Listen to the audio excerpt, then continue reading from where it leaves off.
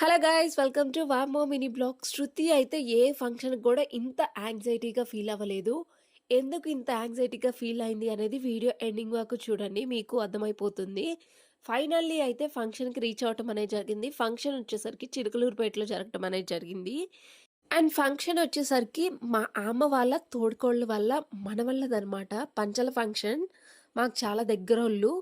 అందుకని నేను శృతి మా మమ్మీ వెళ్ళటం అనేది జరిగింది.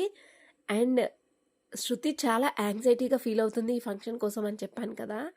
ఎందుకంటే ఈ ఫంక్షన్కి శృతి వాళ్ళ తాతయ్య కూడా రావటం అనేది జరిగింది. అంటే మా మావయ్య గారు కూడా ఈ ఫంక్షన్కి అనేది వచ్చారు. ఆ క్లిప్స్ అనేది తీయలేదు. శృతి కొంచెం నాకు దూరంలో ఉంది, సో అందుకనే క్లిప్స్ తీయలేకపోయాను.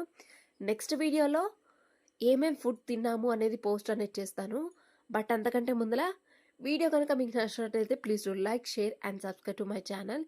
ఇన్స్టా అయితే ఫాలో. Bye guys.